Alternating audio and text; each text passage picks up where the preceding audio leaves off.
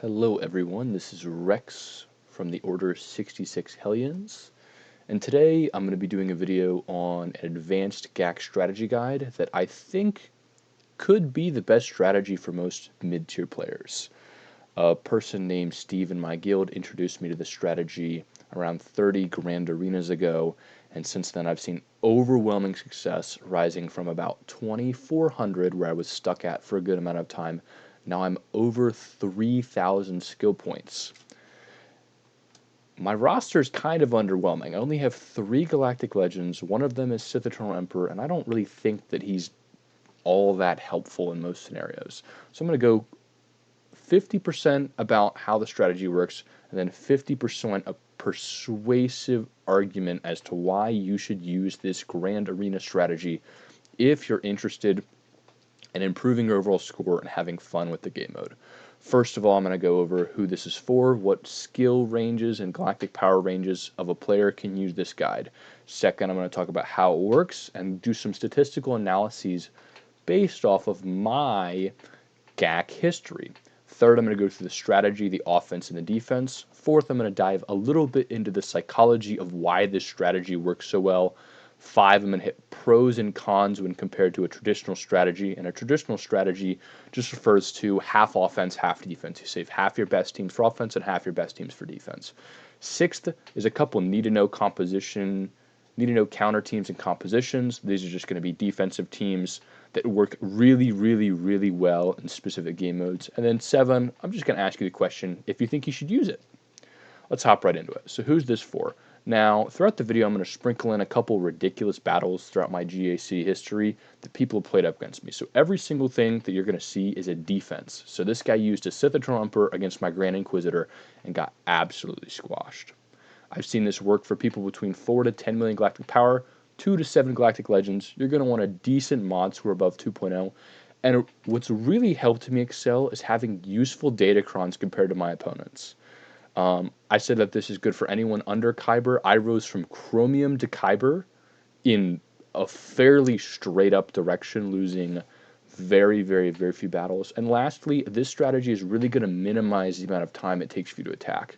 Typically, when I adopt this strategy, I can attack my opponent and win the GAC in under 15 minutes, which is extremely nice for people that have busy schedules.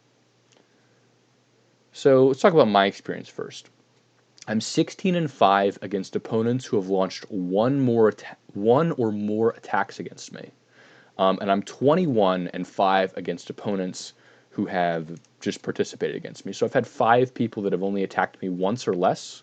I can attribute this to 2 things. Either they were busy and they didn't attack, or second, some of the guys attacked me once, they drop a battle in their first battle, they preload my Jedi Master Kenobi, and then from that point over, they have no route forward. Looking at it stat-wise, I'm 7.2 million galactic power. When I started this, I was around 6.8 million galactic power, and my average opponent is 8.8 million GP. I have 3 galactic legends. I say 2 because Sith Eternal Emperor is not great, and I wouldn't recommend him for anyone to farm at this point in time. My average opponent has 5.5 galactic legends, meaning just about everyone I'm facing has between 5 and 7 GLs, very few less than that. They're going to have several legendary characters.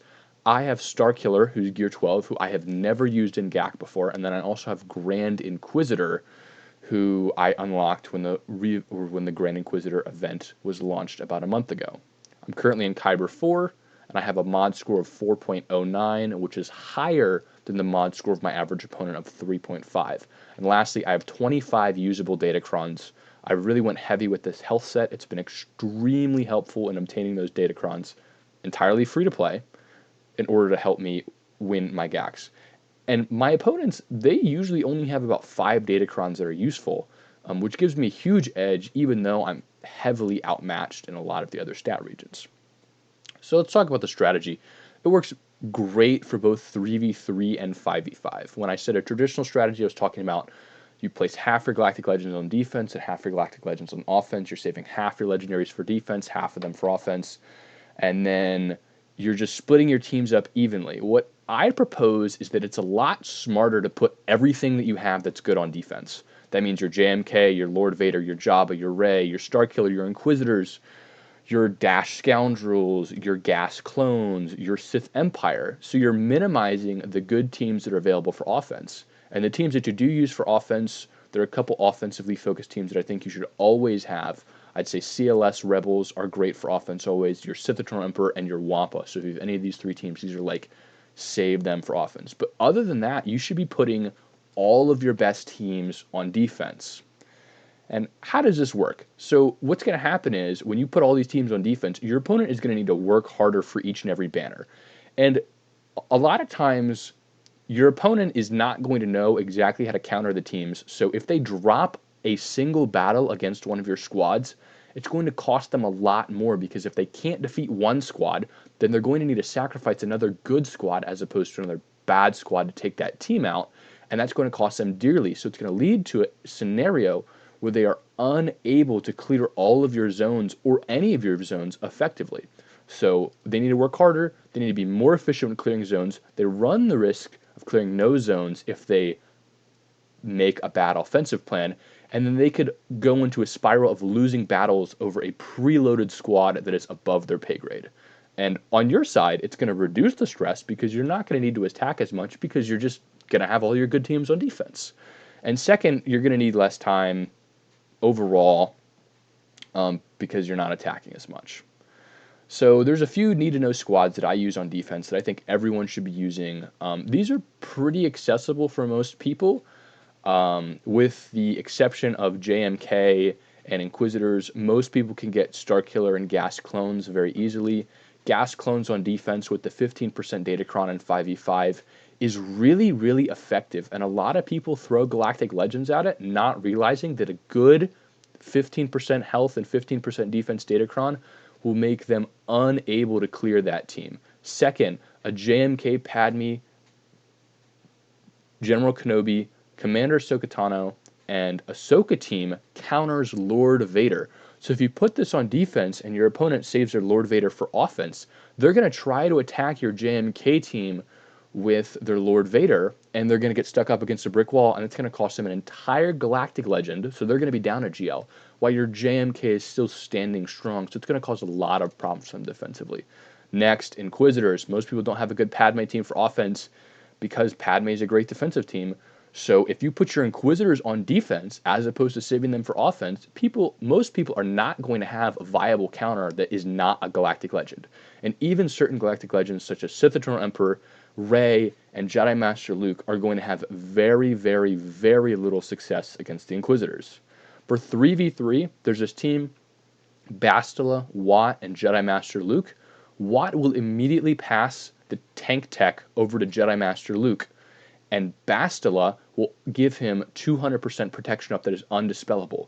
In this scenario, if your opponent brings in Sith Eternal Emperor, which they do in most cases, they will not be able to kill your team. So they're going to waste an entire Galactic Legend while your team is going to be standing strong.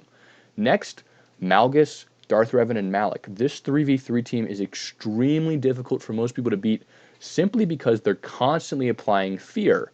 And this makes it very, very, very difficult for your opponents to get any chain of attacks off that can kill the extremely tanky Malgus and Malak.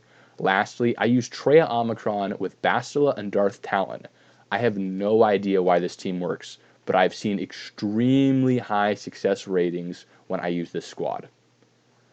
So let's talk about some pros and cons. The pros, obviously it saves time. It drastically increases the number of defensive holds that you're going to get. It puts pressure on your opponents, and it changes up the game mode. So myself, I was really struggling in Grand Arena before I adopted this strategy because I was winning the game mode was entirely dependent on how I performed an attack and whether or not I had enough time to fully commit to it or if I had to rush in there. Since I've adopted this, I've found that Grand Arena is a lot more enjoyable because when I log on and I see that they've attacked me, I get excited to see how many times they've failed.